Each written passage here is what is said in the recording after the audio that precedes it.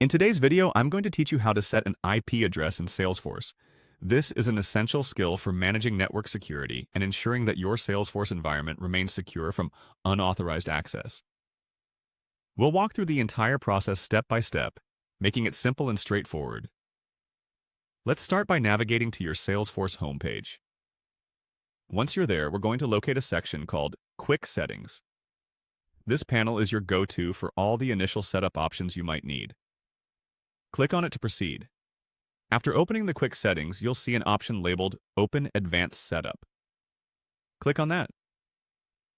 The Advanced Setup area includes detailed configurations, including network access settings, which are crucial for our task today. Once you're in the Advanced Setup, use the search bar to type in Network Access.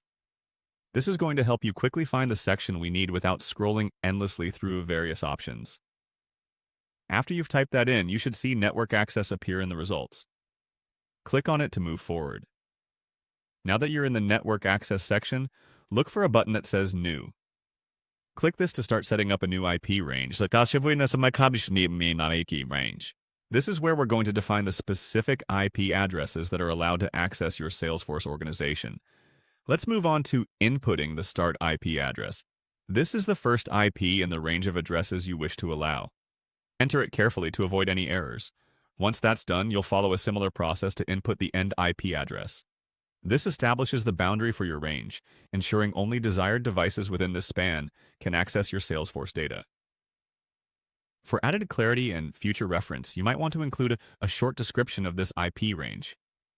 This could be a note or a reminder of why and when you added this range, potentially indicating which department or team it relates to.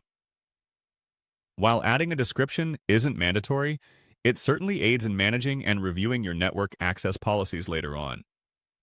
Lastly, with all the information accurately filled in, finalize the process by clicking Highlight.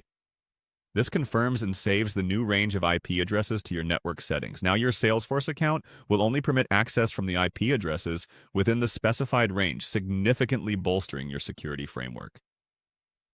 And that's it.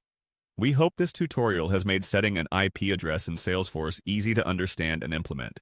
Remember, securing your Salesforce environment is a vital part of your organization's overall security strategy. Thanks for watching, and I hope you find success in optimizing your Salesforce setup with this newfound knowledge.